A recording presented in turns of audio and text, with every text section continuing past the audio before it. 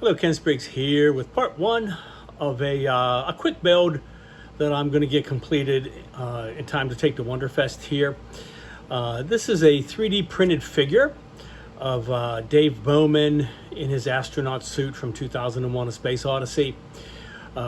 It's a file from CGTrader.com by a really awesome designer by the name of Max Grueter. He's done some other things as well, some other figures. Lots of astronauts, he likes to do those. But this one's really accurate and has a really great face sculpt of Kira Dalia playing Dave Bowman. So I'm going to go ahead and put this together and come up with a little base for it. Nothing special like lights or anything like that, but it's still going to be pretty awesome and quite a bit of painting that I'll be doing on it as well. So let's go ahead and take a look.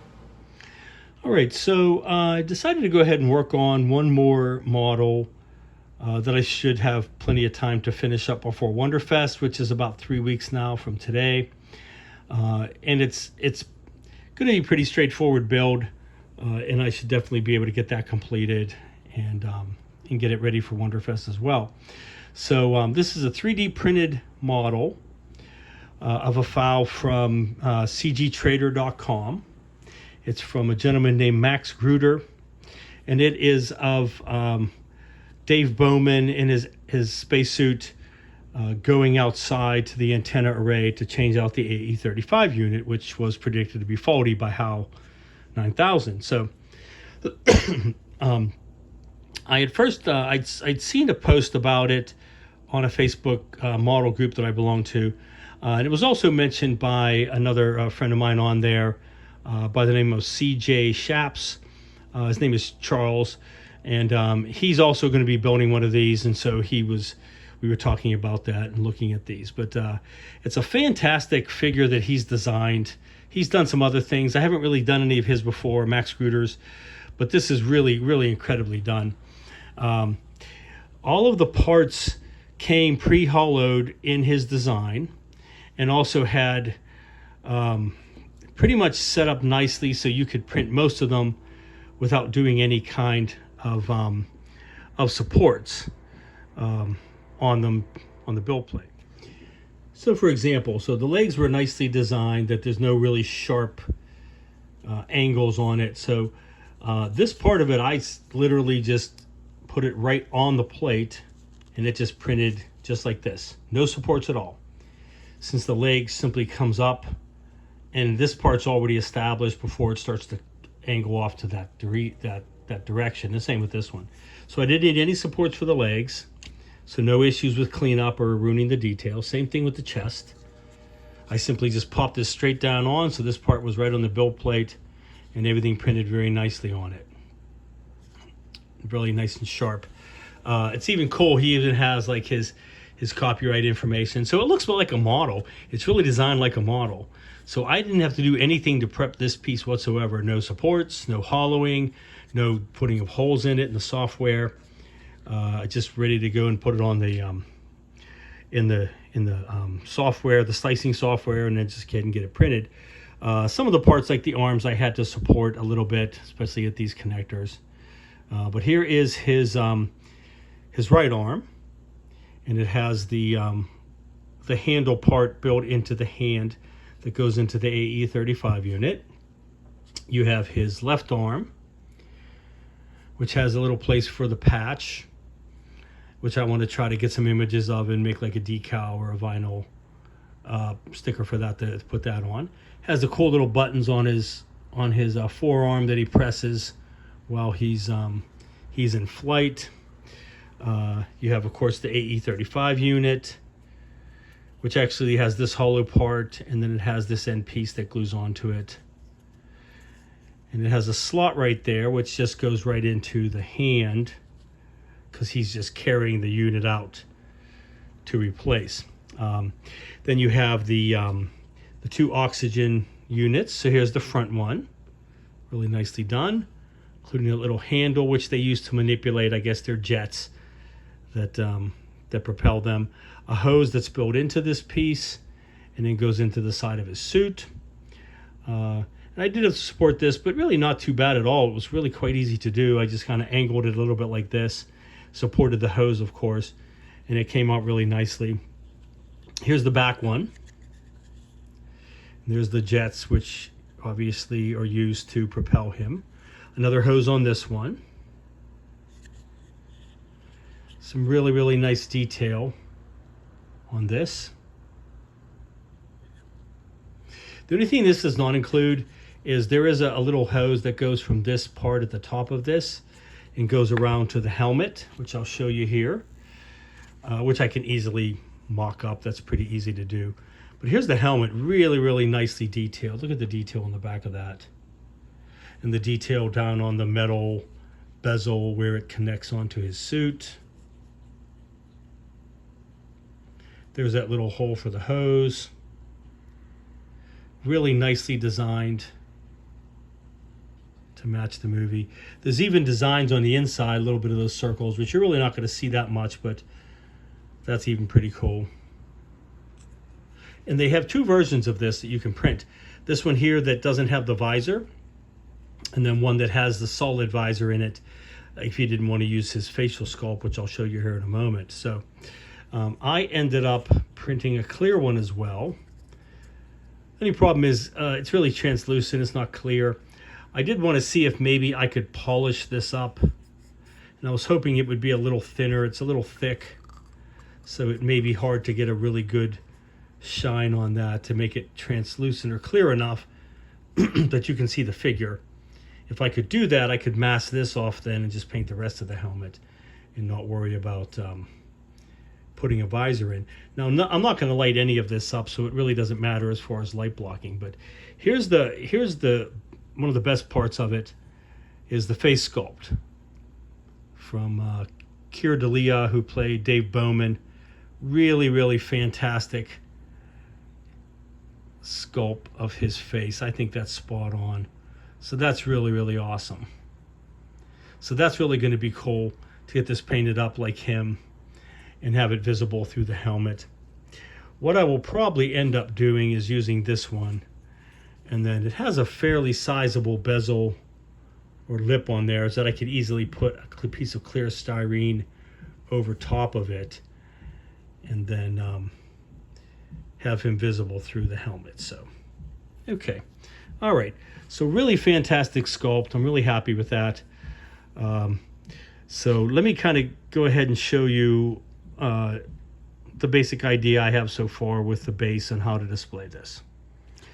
All right, so for the base that I'm going to display him on, I'm not doing any kind of lighting or anything like that. So what I'm going to use is this domed stand that came with a AMT Classic Star Trek Enterprise. And this is kind of the standard domed base that they use, or Polar Lights uses for their kits. And I'm not planning on building that model. I won it in a contest. I'm not that worried about it. It's just the original Star Trek Enterprise. So I like it because it's curved, and it's going to represent part of the dish that he's over. So let me show you on the smaller one here. Okay, so here's the smaller one from the Discovery, of course, that I'm building. So this main dish is where he's hovering over, and that square or rectangle right in the middle, that's where the mechanism would be. This isn't really detailed, obviously, with that. So I looked on the some of the screenshots, and it looks like approximately the person over top of this dish is maybe about half of the size of this dish. And he's obviously going to be a little bigger than this, so I kind of figured this is about approximately half of this dish, and I'm thinking more like not this outer ring or this one, but this circular part encompassing the center. And really there's another ring, another circular ring that partially comes in here that this doesn't have on it as a detail. So I want to get this part here, obviously a little bit of this, you know, beveling down towards the edge, a little bit of this part here coming out as well. And so just picture this inner circle, and all that's in that is what I'm going to try to reproduce on this. and build it with some styrene, you know, make it look like it's that unit. And then he's going to be hovering above it. And it's really cool. They actually made a built-in hole in this 3D printed part. That's not just a hole in it, it actually is supported inside, and it's probably solid through the leg, that you can put in a piece aluminum tubing or brass tubing, so that if it's straight up, he's hovering like this. Like he's literally coming down from the pod down to the satellite, to the antenna dish, and right in the center of it is where the unit is, which would make sense because straight through the center is where the actual antenna spine comes through, and that's what the mechanism would be. So, okay, so I'm going to play with that, and but first I'm going to go ahead and start getting some of these parts glued together and get them primered, and then we'll start looking at some painting.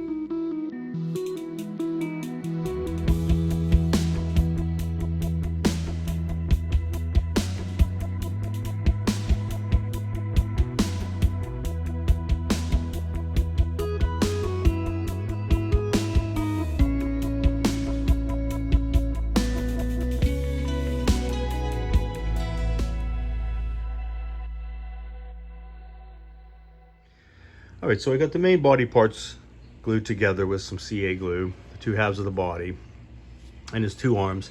So quite a bit of seam filling is going to be necessary. It's a simple build, but I do need to do a lot of cleanup because that seam down his waist isn't really there. This is all one piece, so I had to sand a lot of that away. These bands are just straight bands. There's no gap between them, so I got to sand those down, do some puttying. Same with the seam around the costume. From pictures that I've gotten, his suit is all one piece.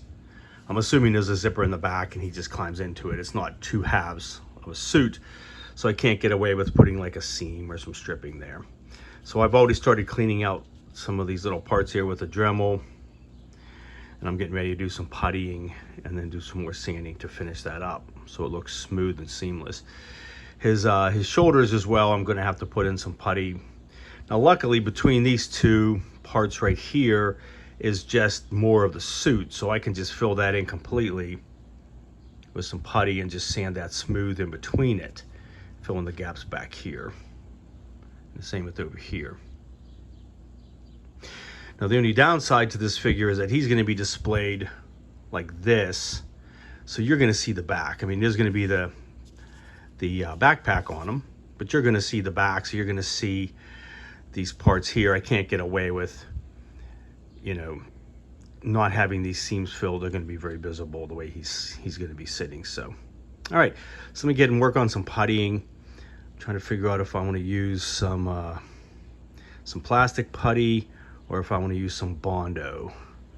It's kind of tough because it's in these little teeny grooves, and that's going to be a little tricky. So all right, but let me keep working on him, but he's starting to look pretty cool already.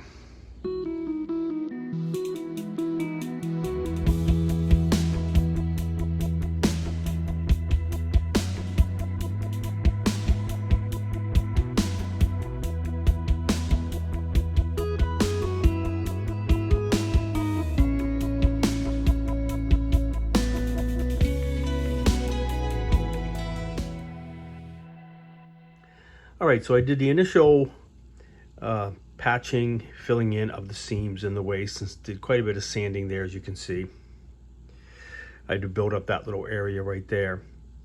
Now, I initially did the Bondo spot putty on most of it, and then I did some of this plastic putty from Vallejo on a few of the areas, like this seam over here and this seam right here. Sometimes it works well for me, sometimes it doesn't. I wasn't real happy with it. It wasn't wasn't sanding very well. So I peeled it back off and I went with the Bondo, which is pretty easy to use. So I kind of built up this whole area with the Bondo, let it dry for several hours, sanded it down. Same with all the buckles and everything. And then the shoulders, quite a bit. You can see I filled in quite a bit of gaps where the arms connect, and in between those two parts right there. Okay, so I may still need to do some more.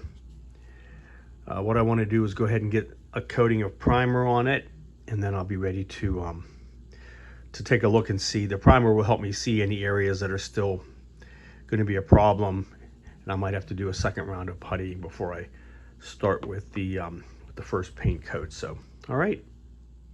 One other thing I did, which I wanted to modify, the hand part that connects onto the AE35 unit was just one big solid piece that fit down into, fit right down into that little groove, and it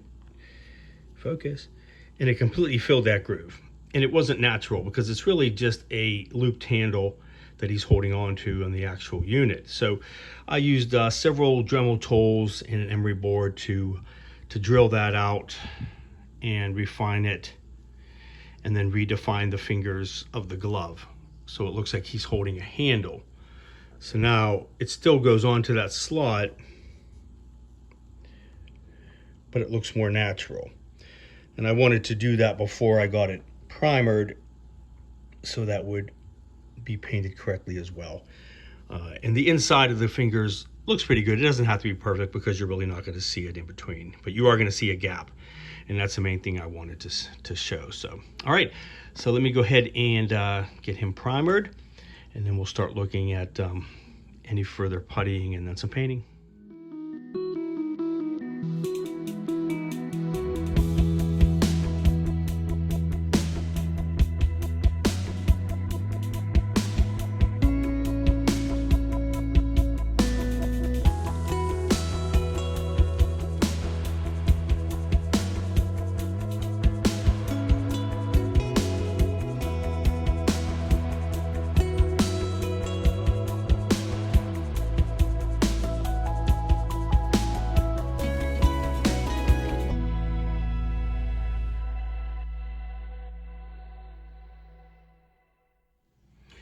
All right, so I got it primered with some Tamiya fine surface primer, filled in any further gaps that I needed, and then I got it where I needed it to be. And then I went ahead and I got a first coat of some paint on it, a really dark red. And I want this to be the base so that the grooves underneath are going to be darker. I'm going to put some lighter red over it. So I just mixed some regular Tamiya flat red and some flat black together until I got a dark red that I wanted. I just had enough. I just really narrowed that into just the amount I needed to get it coated. And now what I'm going to do now is that's dried sufficiently. I'm going to go ahead and use some Vallejo flat red, mainly because this is more in the orange range, and looking at all the stills, it seems like his red is a little more in the orange range. You'd almost think it was orange, but it really isn't. So this is a little more orange than the Tamiya flat red, so I'm going to go with that, and just lightly mist it over top of the whole thing here. I'm not sure what I'm going to do with the helmet. Probably just use this straight. I don't know if I'm going to use any other colors under it because it's just a smooth helmet. So, all right. So let me go ahead and get some of this on here, and then we'll get some different tones onto his suit.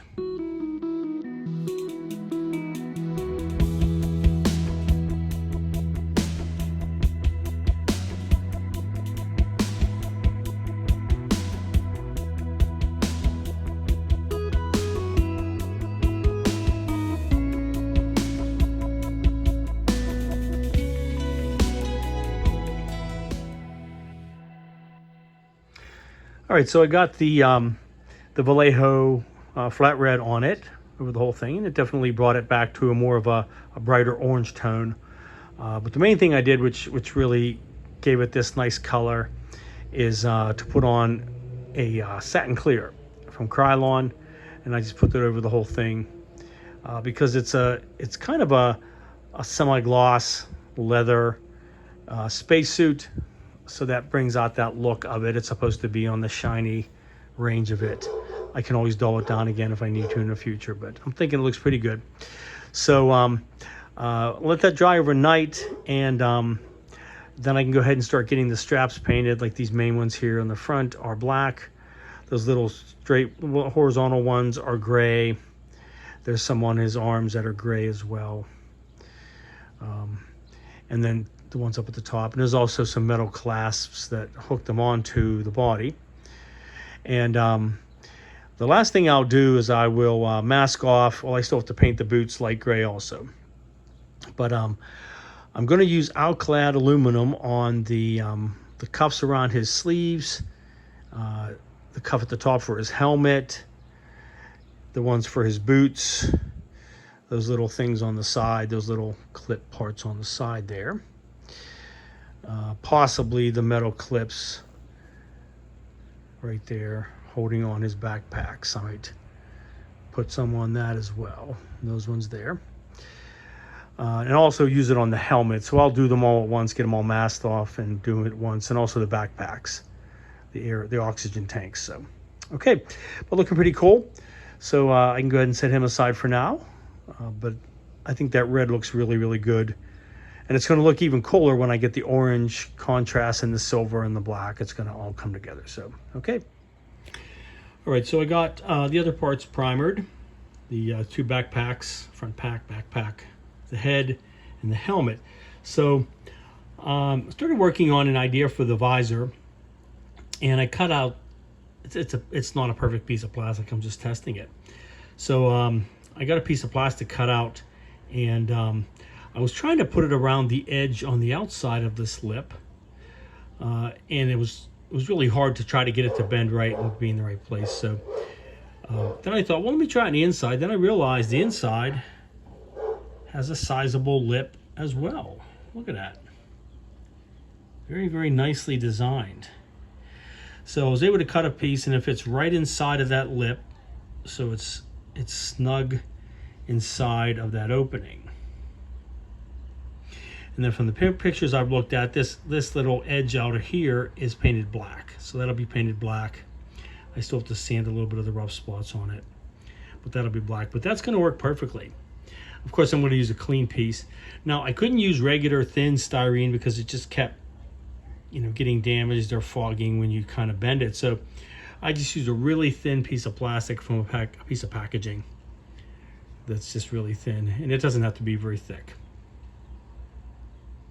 All right, so I can get that, once I get everything done and painted, I can get something like that tacked in pretty easily and not have a problem with it having any of the plastic messed up by glue or anything like that. So, okay. But again, very nicely designed figure. They really thought this one through and designed it very well to be able to be put together pretty easily. So, okay.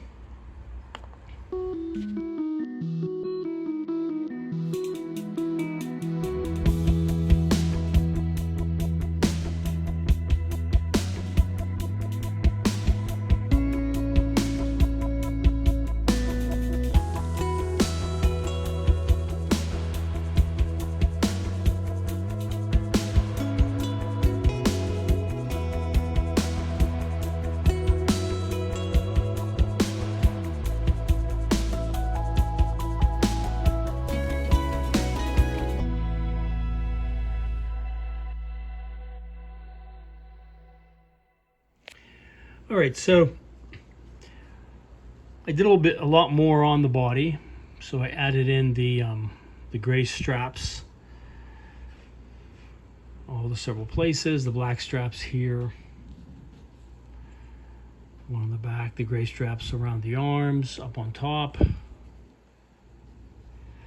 I should also use some Tamiya weathering powders. I used their orange rust to go over it, just to kind of dull down the shine just a little. It still was shiny because it's supposed to be leather, but it also gave it a little bit more of that orange red tone, which is what I'm looking for, because it's just right in the edge. It could be an orange suit, it could be a red suit. A lot of times it depends on the lighting.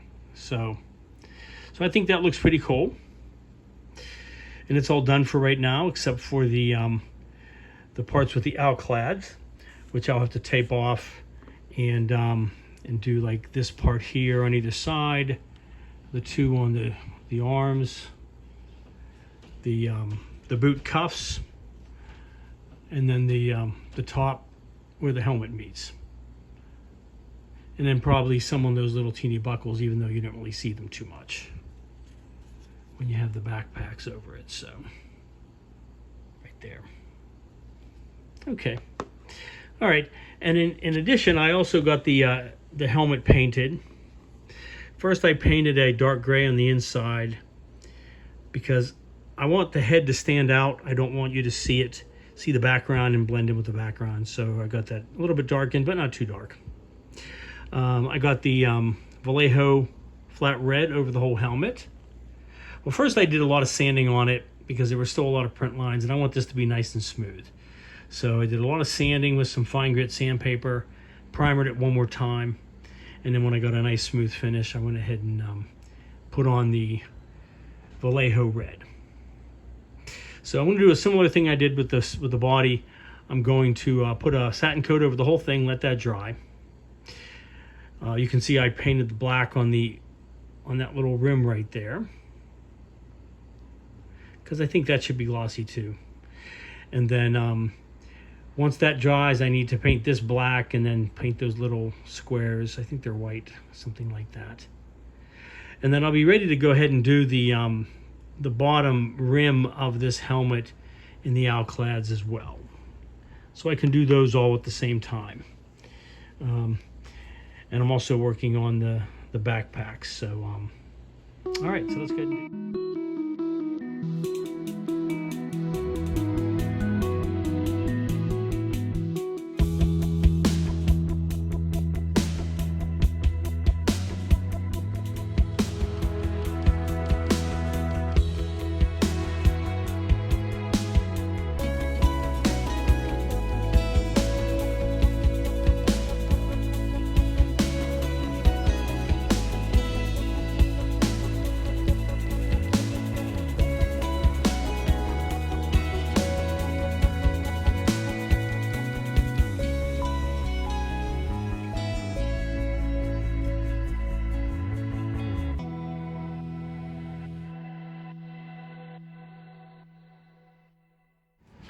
All right, so I used the Alclads to paint up the metallics. First thing you do is you paint on this gloss black base, let it dry, so it gives it a shiny base, gives it some tones. And then I went over it with some polished aluminum. It's kind of hard to see it because I got some paint over that. Now for the backpacks, I went ahead and painted those. The first thing I did was I made up my own orange, and it was kind of pale. And I was trying to go from some screenshots, and I really wasn't crazy about it. And then I went back and looked at some more, and when you see it in a better light, they really are quite orange. So I went over that with some fluorescent red, which actually is orange. Why they call it fluorescent red? But that's how I got the backpacks. So I went ahead and got all the metallics painted. So let me go ahead and put that together, and I'll show you what those look like. And pardon the sound, I'm running my air conditioner. It's pretty hot out there today. All right, so I did a whole lot of masking, as you can see, and I got all of the metallic parts painted around his legs, the little side pieces, his wristbands. I did a little bit like on the hose connector there into his side, and the other one over there. The little vents, or the little jets on the backpack. The rim around the helmet where it connects. Looking pretty sweet. A few parts I just painted the black, like right there you can see. And right there, I'm testing it. I'm going to brush on some of the aluminum to see how that looks before I proceed with the rest of those pieces, but definitely coming along and looking pretty cool. All right, fantastic.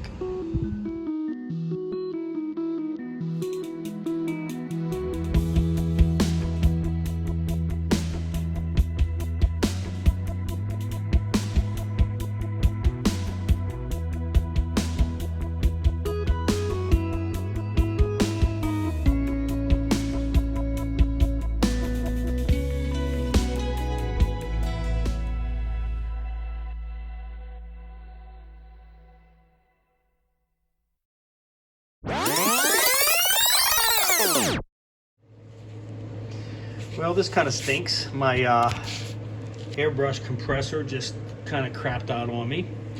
I mean, I got some good use out of it. I've had it for about at least 2 years, maybe 3 years.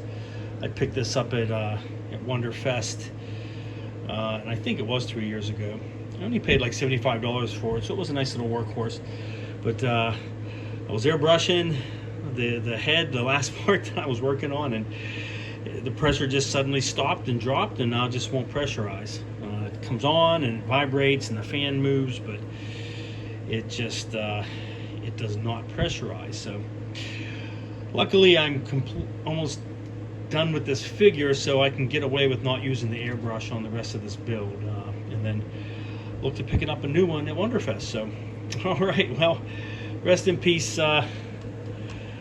Compressor. You were a good workhorse for me. All right, so I did get most of his head airbrushed before my compressor crapped out on me. I had to finish up some with with a brush, which isn't too bad for a head. I still have to do his eyes and his lips, obviously, but he's looking pretty cool. That's a nice, really nice likeness of him. And then I painted just that little part there in gray. I'm not even sure if you'll see it inside the helmet, but did a little bit of white on his eyes. There's really nice raised pupils on there too, so those will be pretty easy to paint in and get them centered. So okay, well, let me go ahead and get his head finished up, and focus. And then a few more details that I have to paint on the backpacks, and I also have to work on the decals that I want to add on for the various, mostly parts of the backpacks, but also the patches on his helmet and on his suit as well. So, okay.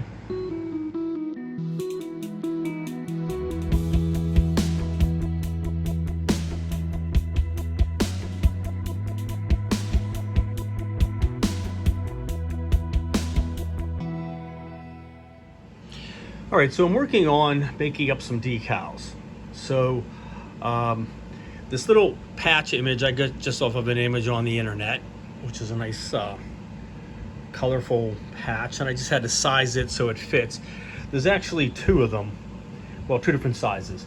One that goes on his shoulder, and also one that goes on this tank. I believe it's that edge. I'll have to look and see again. And then two smaller ones that go on top of the helmet on either side, and they're smaller. Then I'm working on some images for the tanks, and mainly what I'm looking to get are those black labels there, the one on top and then the one above. Let me show you this. The one right up here and the one above this and below this that has the writing on it. Oh, actually the patch goes up here, I'm sorry, the emblem. And these images actually, and also on the back and the tanks, there are some silver ones on each of these little sections right here. So these images I actually got from Richard Steers, who is also building this kit, and he sent me these pictures of the actual suits that he got when he saw it in a museum. So really nice images. Those here in a moment, but they definitely show me what they're supposed to look like. And I know they're a bit chewed up in the images because they needed to be restored, but at this scale, as small as they are, you're just going to see the image and see that there's some kind of writing, but you're not going to see what it says. It's just so tiny. I even tried to make my own, and this is as small as I could get the text in Microsoft Word, which is like 1 or 2 size of text, which is ridiculous. And this is still too small, too big, I mean, to fit onto this here. It's still too big to go on that section right there. So it just really is too hard. I mean, it's a little clearer and you can tell that it's some text, but I'm not worried about it. I'm just going to use the images here, which are going to look realistic enough, especially when I get them on a decal. They're going to be shinier and they're going to have a little more definition. So I printed these out several times on some paper and got them sized to be where they're supposed to be. Now what I'm going to do is go ahead and print my first, I made several versions of it on one sheet, and I'm going to print it out on some white back decal and go ahead and see about getting those on the figure. All right.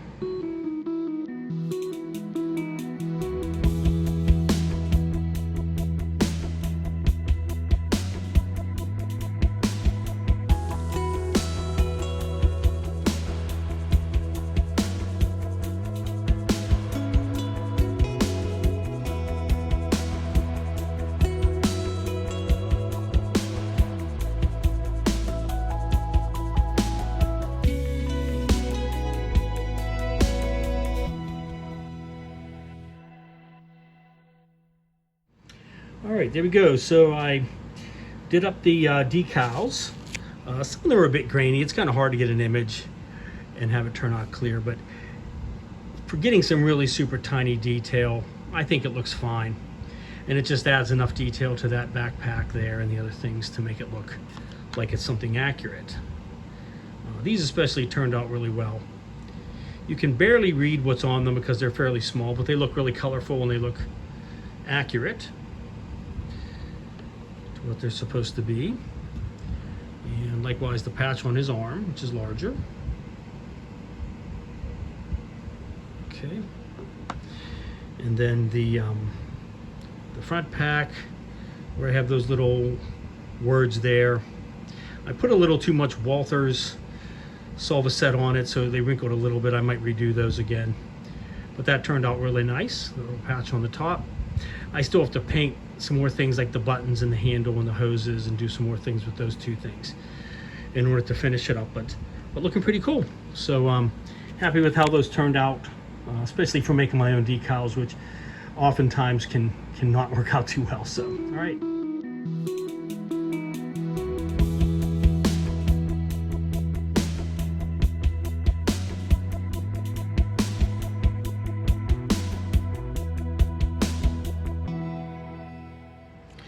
All right, so I did a little more detailing. On this pack, I painted the hose with a rubber black. I painted in that little metal piece right there with some chrome silver, and that one there as well in the middle.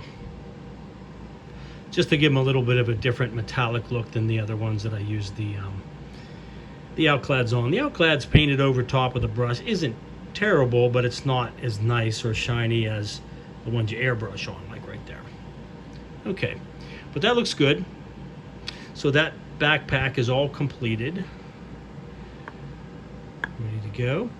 Now I did quite a bit more work on the front pack and a lot more detail on it because it's a little more tricky to do. So obviously I painted the grip on the right with some rubber black and some flat black on the bar. I painted the hose with the rubber black. I did some chrome silver on these two little whatever they are. I still have to do the buttons on the top. I think I'm just going to do an aluminum on those, which is what they look like. And that little plate on the side, I believe, has to be aluminum too, this one right here.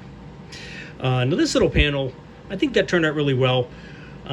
Looking at some of the pictures, it's kind of a glossy, it's almost a screen, but it looks just dark. So what I did was I took some black vinyl, and I just cut out a square and I stuck it inside that indented part. I took a piece of clear styrene and cut out the same shape, lightly glued around the edges and just stuck it in there on top of it. And then I took some really thin styrene rod and I painted it up with some chrome silver first of all, because it has kind of a metal frame around it. And then I just cut off, once it dried, I cut off little pieces, slightly dabbed them in some CA glue and just stuck them on around it so it kind of finishes that look. And I think that looks really cool. And it's shiny, which is cool because that's what it's supposed to be.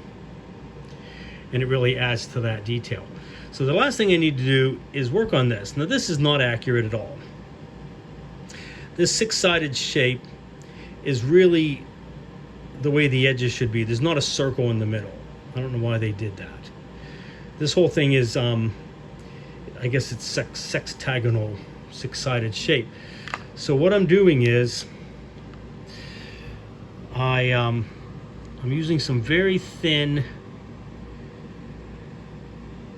flat styrene strip, and it's so thin that I can just bend it with my fingers and my nails and just kind of bend it into shape. So I cut out the general shape that's going to fit around the edges of that. So what I want to do is I'm going to go ahead and gently sand down this circle, and it won't really matter because I'm going to put something inside of there that's going to be octagonal, sextagonal shape, not octagonal, that's 8-sided, and somehow try to mimic the look of that, which looks like it has a bunch of little clear bubbles in it. It's maybe some kind of solar panel or something like that. So I'm going to kind of play with that. And then I think this little knob here, this little rounded part, is just silver, something like that. But I'm going to kind of play with that and see if I can come up with a better look for that piece. And then once I get that part painted, this will all be done as well.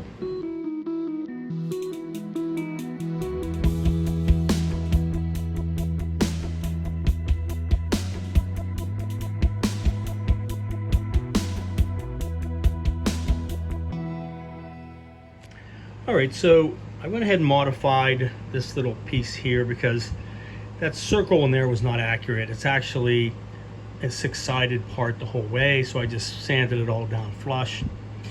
It also has more of detail around it, but this is too large, so I'm probably not going to worry about adding any of that, as long as it has the general look of the bubbles. So what I'm doing is I did a little test. It's just on a piece of vinyl, and I took some UV liquid plastic adhesive. It's just basically some resin that's UV activated. I put some onto a piece of cardboard, and I had my UV lamp ready, so I took a toothpick, dabbed a bit down onto it, and then quickly hit it with the UV light before it started to even out, so it kept a nice bubble. Now obviously these are too big, so I have to play with it. There's really one in each corner, one in between, and then there's another 5 in the middle. So, but the idea is going to work. So what I'm going to do is I have this piece of styrene that I cut out to match the top of this, and there's got to be a little groove because of that little circle. So what I want to try to do is to put the adhesive onto here and try to get as small of a dot as I can, so I can have more of them. And then once I get those all on there and hardened, I might put something like some Tamiya smoke on it to give it a little darker color, which I think it's supposed to have. But coming along really good. So that'll kind of finish up this part here, other than painting the buttons on the top, and that'll finish up the front pack. So okay.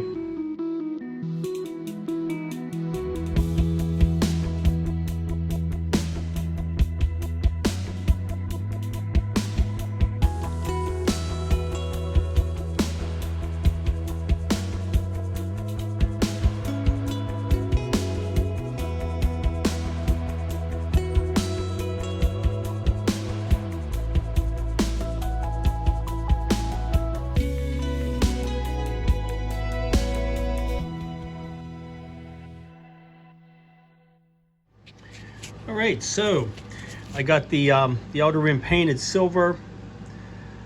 I painted some Tamiya smoke on the inside, and then while it was still wet, I just stuck that piece straight down into it.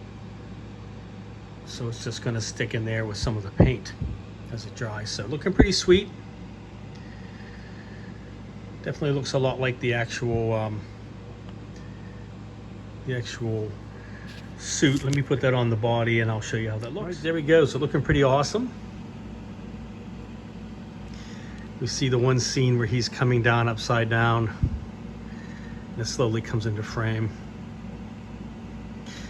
So I think that turned out great. I really like those details. It really adds to it. Obviously I got the other parts painted as well. Aluminum over there, the buttons on top, the hoses, the decals. So fantastic.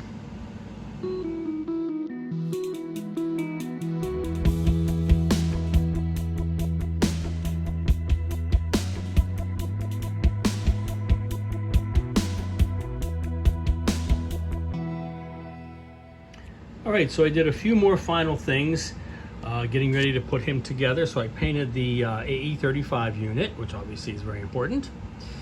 I took some thin styrene rod and I cut off little bits and I just glued them on the sides because it looks like there are some pins on the sides that probably would be used to take off the cover. Then I painted the whole thing flat black. And then I went back and I used some of the Alclad aluminum on the metal parts. I also painted that little handle that he's holding with the Alclad aluminum as well. I painted the little white parts on the back of the helmet. So that's all ready to go.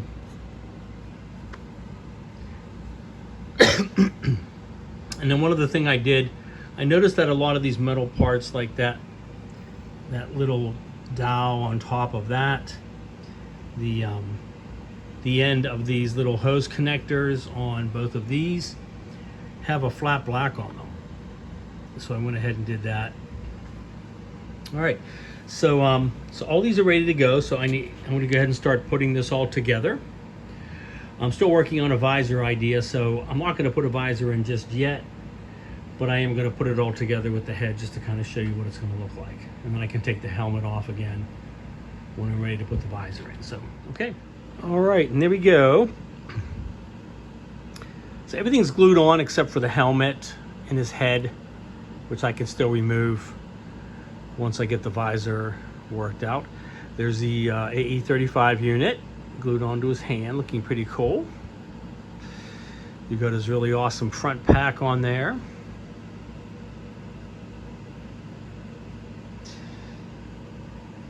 There's the back oxygen pack. His helmet. I did add one more thing. I used a piece of guitar string that I got from a local music store, and it's just stuck in there right now. Once the helmet's on permanently, I will glue that in place because he does have a metal hose that goes through that. And the guitar string was just perfect because it has the ridges in it, so it looks like a real metal hose for his air tanks. So just watch out because Hal's gonna grab it with the pod. Really bad design of an air hose. I don't understand when they have these hoses going in the side of the suit, why he would need a separate hose for air, but I guess that's a plot point for poor Frank. And there's Dave Bowman, not having any idea what he's in for. All right, so fantastic. Here he is coming down from the pod. Focus.